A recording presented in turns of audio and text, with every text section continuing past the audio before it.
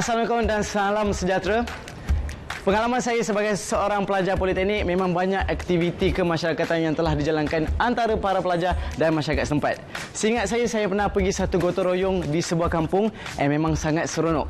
Apa-apa pun, jangan lupa untuk ikuti episod kali ini, iaitu kita akan tahu apakah program utama dari Kementerian Pengajian Tinggi yang bermotifkan kepada institusi pendidikan tinggi dan komuniti masyarakat Malaysia.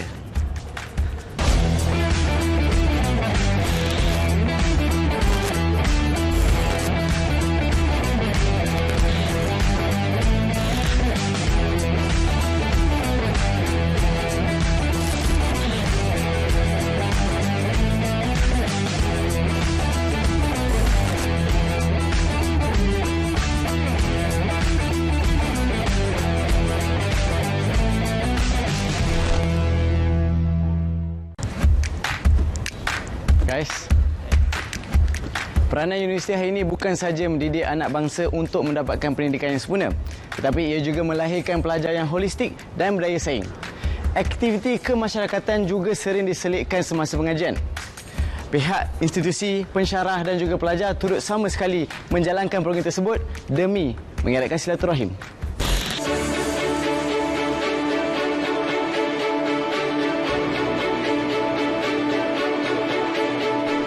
Dalam dunia akademik, pembelajaran dan pengajaran, penyelidikan, hubungan industri dan sumbangan kepada masyarakat adalah tugas utama cendekiawan dalam membangunkan bakat bagi menyemarakkan lagi ekonomi negara.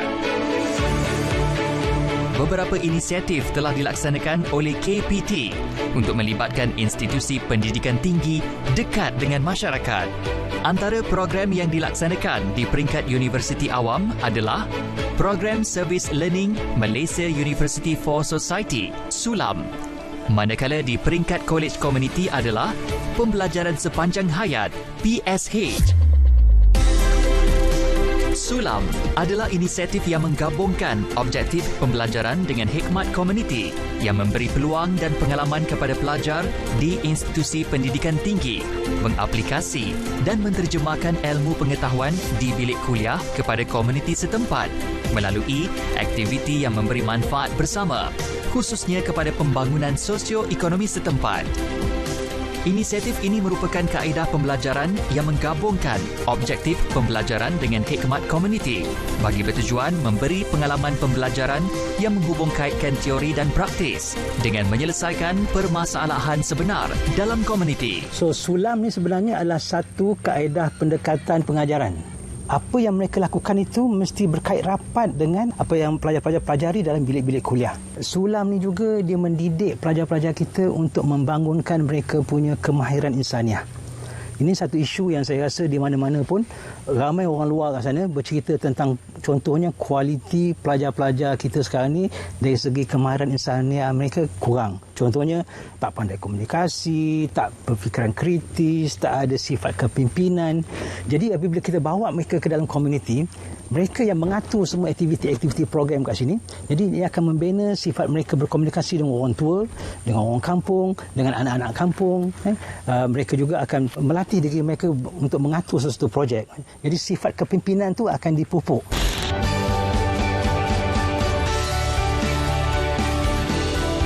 Secara tidak langsung, program ini membolehkan mahasiswa menyumbang kepada komuniti umum melalui pengetahuan dan kemahiran yang dipelajari bagi membantu menyelesaikan masalah komuniti setempat.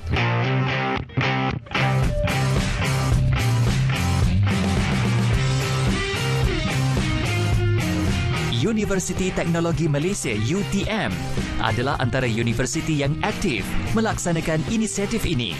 Menerusi semangat Universiti untuk Masyarakat, UTM mengambil inisiatif untuk melaksanakan projek pembangunan komuniti dan eko warisan pelancongan di Pulau Tanjung Surat, Kota Tinggi Johor. Objektif utama projek ini adalah bertujuan untuk membangunkan Pulau Tanjung Surat sebagai sebuah kawasan eko warisan pelancongan yang mampan dengan mengambil kira aspek pembangunan ekonomi, sosial dan persekitaran. Kawasan Pulau Tanjung Surat ini merupakan satu kawasan utama pada awal kurun ke-19 iaitu 18, 50-an, 70-an dan sebagainya hinggalah awal tahun 1920-an. Sebab itu di sini terdapat juga bangunan-bangunan utama yang lain, institusi.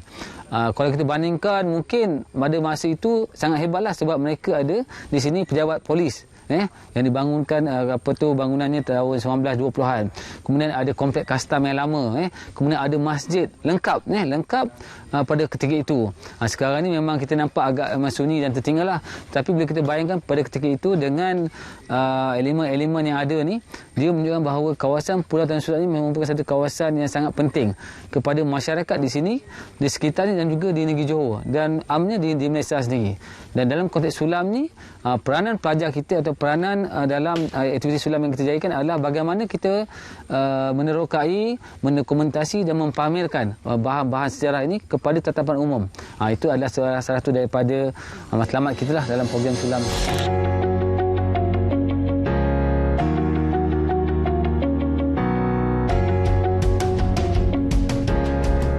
Pulau Tanjung Surat adalah sebuah pulau yang dikelilingi oleh ekosistem hutan bakau yang menarik dan boleh dijadikan kawasan pelancongan desa. Kini mula popular sebagai lokasi tumpuan kaki pancing.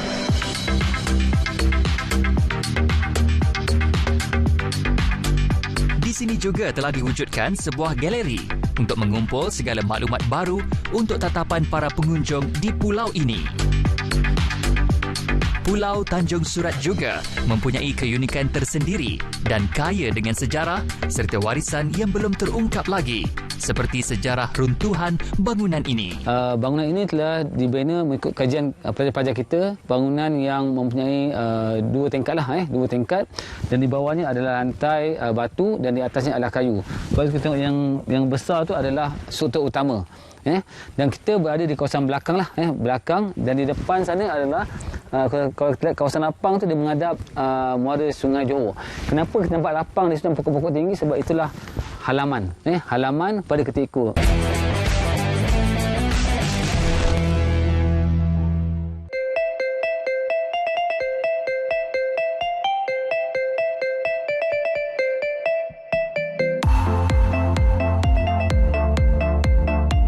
Dari aspek ekonomi, projek Madu Kelulut adalah antara program yang telah dimajukan hasil dari hikmat nasihat pihak universiti yang kini menjadi salah satu produk pelancongan.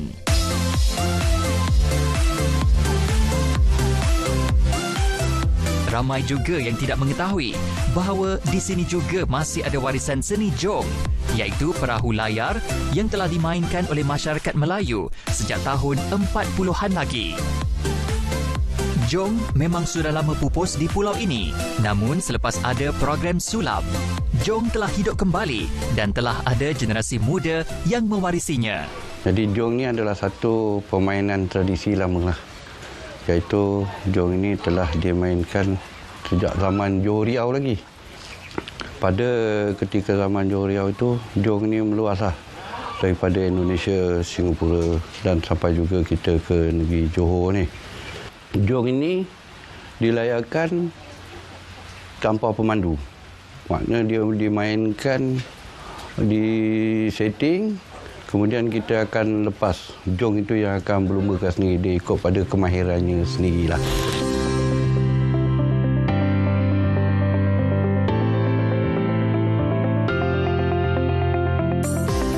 Dari apa yang telah dijalankan ini membuktikan bahawa warga universiti sentiasa mahu berbakti kepada masyarakat dan sentiasa bersama kementerian dalam usaha memakmurkan negara dan mensejahterakan kehidupan masyarakat secara inklusif. Dan kami bagi penduduk kampung ni mengucap banyak terima kasihlah kepada UTM dengan usaha-usahanya dapat membagikan kata orang ilmu dan juga banyak kebaikan yang dibawa.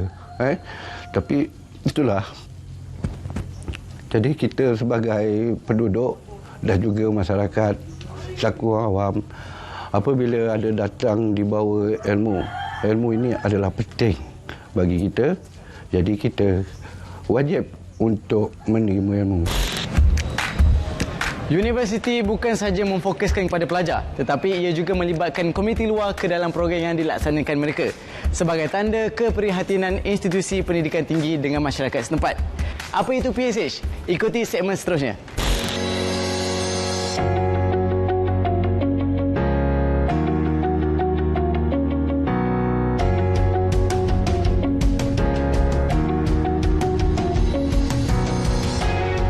Pembelajaran sepanjang hayat PSH pula adalah program yang mempunyai permintaan industri dan berimpak tinggi yang dilaksanakan kepada golongan sasaran. PSH juga dikenali sebagai pembelajaran terbuka yang memberi masyarakat satu kapasiti untuk belajar dan terus belajar, terutamanya berdasarkan arahan kendiri.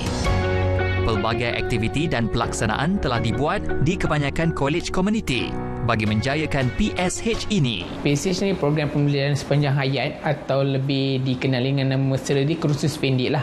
So kursus pendek ni sebenarnya kita jalankan pada kebiasaannya pada hujung minggu dan kita buka penyertaannya kepada komuniti setempat. Siapa sahaja, bukan pembelajaran yang sepenuh masa pada hujung minggu dalam 5 jam, 8 jam sehari untuk kita laksanakan kursus mengikut keperluan mereka lah.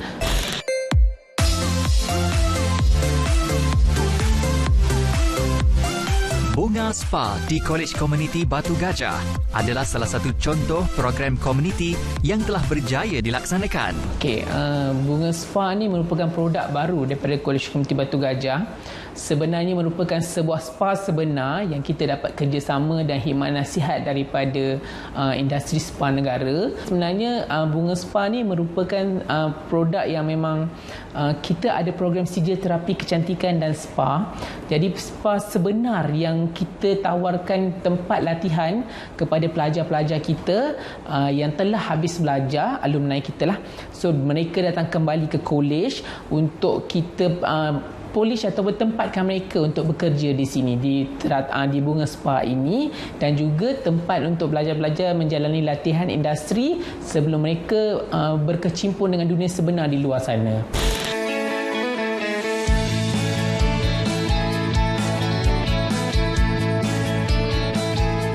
Bunga Spa bukan sahaja menawarkan kursus, malah ia adalah premis yang menawarkan perkhidmatan untuk komuniti setempat dan dibuka oleh orang awam.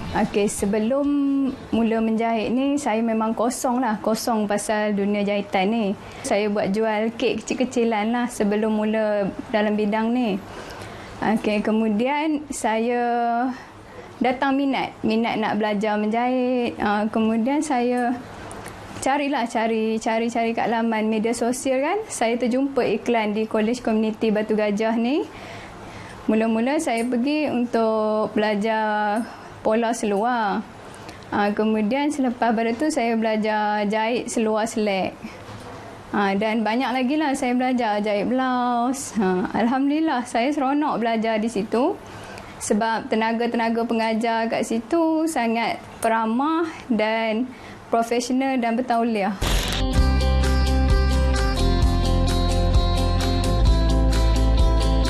Kolej Komuniti Batu Gajah juga telah melahirkan ramai pelajar lepasan PSH yang mampu berdikari sendiri selepas tamat kursus.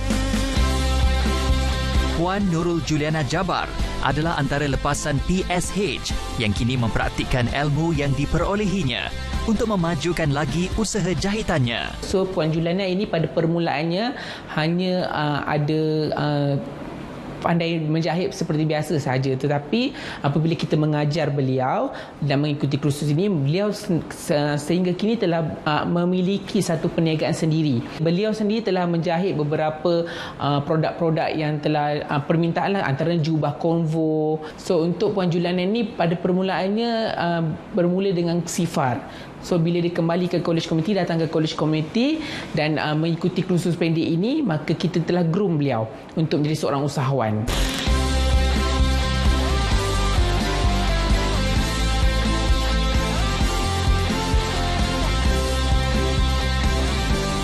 Selepas mengikuti kursus PSH dalam bidang fashion dan jahitan, beliau kini lebih yakin dan kini telah mampu memenuhi permintaan para pelanggannya yang terdiri dari masyarakat setempat.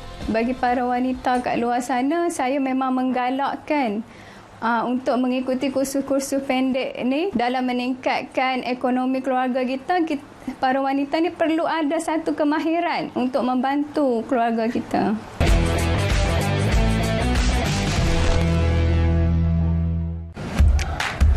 Program komuniti yang telah dijalankan oleh Kementerian Pengajaran Tinggi sememangnya mendapat sambutan yang positif daripada para graduan. Rata-rata para graduan mendapat manfaat yang cukup banyak daripada program tersebut. Dan yang nyatanya daripada program ini adalah mereka tidak mengira usia dan sebahagian daripada mereka telah pun berjaya menghasilkan kerjaya sendiri melalui pengalaman dan kemahiran mereka.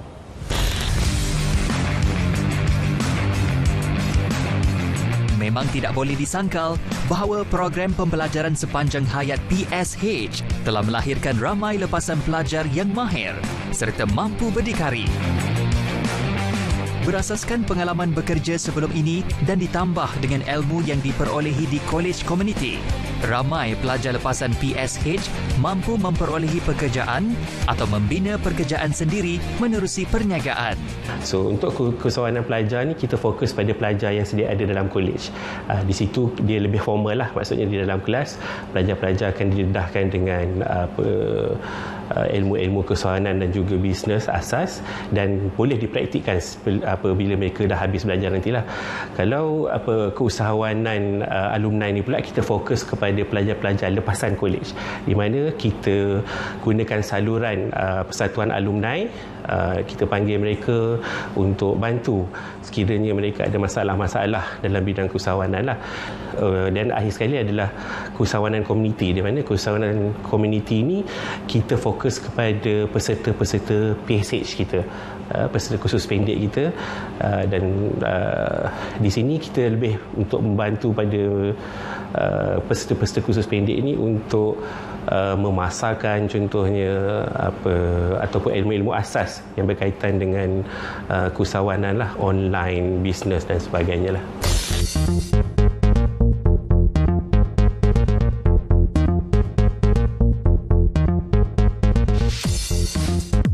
Salah seorang contoh lepasan PSH yang berjaya membina usaha sendiri ialah Abdul Razak bin Sofi yang lebih dikenali sebagai kartunis Azhar. Abdul Razak yang mempunyai kepakaran melukis telah mengikuti program PSH dalam kursus pemprosesan paste teknologi retort di Kolej Komuniti Jerantun. Cik Azhar ni dia merupakan peserta kursus pendek kita lah, basic pendidikan sepanjang hayat Kolej Komuniti Jerantun. Kita terapkan nilai-nilai keusahawanan semasa kursus pendek proses makanan itu berlangsung.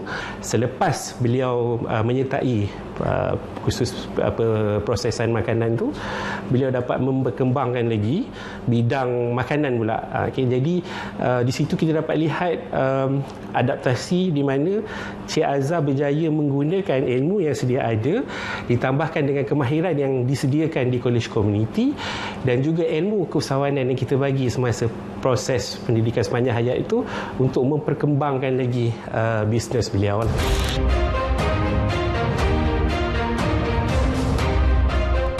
Kini, di samping menjual hasil lukisan, Abdul Razak turut mengusahakan produk paste masakan jenamanya sendiri. Bakatnya dalam lukisan telah memberi kelebihan kepadanya untuk membuat reka bentuk pembungkusan produk paste sendiri. Saya dapat tahulah bahawa ada satu teknologi retort di mana saya boleh belajar dengan kolej komuniti. Jadi bermula daripada situ saya minta untuk masuk satu kursus untuk membuat paste makanan tradisional Pahang. Daripada situlah saya mula belajar dengan kolej komuniti. Jadi pihak kolej komuniti juga memberi satu kerjasama yang baik lah. Daripada produk tu macam mana cara untuk kita pasarkan. Jadi banyaklah ilmu-ilmu yang pihak kolej komuniti bagi untuk usahawan setempat lah. Bagi Abdul Razak, dunia kini memang banyak cabarannya, terutama dari aspek mencari kerja. Namun dengan adanya program pembelajaran sepanjang hayat ini, Ia adalah program yang baik dan telah memberi manfaat kepada beliau. Sebagai seorang pelukis, saya rasa untuk keluarkan produk juga saya rasa nak masukkan unsur-unsur seni yang saya ada kepada makanan. Jadi saya gunakan elemen-elemen tentang negeri Pahang. Contohnya tentang sambal rong, dia banyak menggunakan biji getah, banyak menggunakan bahan-bahan daripada hasil-hasil alam semula jadi. Jadi bahan-bahan tu saya lukis balik untuk dijadikan dia sebagai satu stiker dia. Maknanya daripada situ orang nampak dia produk makanan Pahang, dan latar belakang juga kita masukkan unsur-unsur di dalam negeri Pahang. Jadi secara tak langsung lukisan tu sendiri dah masuk dalam satu produk makanan ni.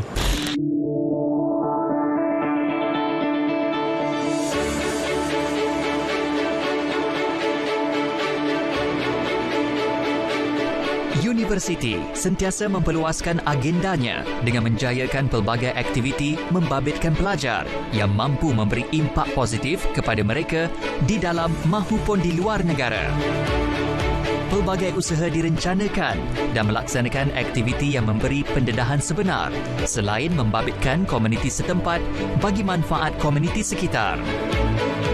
Ini adalah satu usaha murni yang bukan sahaja memberi kebaikan kepada semua, malah menjadi satu ejen ikatan silaturahim yang berpanjangan antara institusi pendidikan tinggi dengan masyarakat.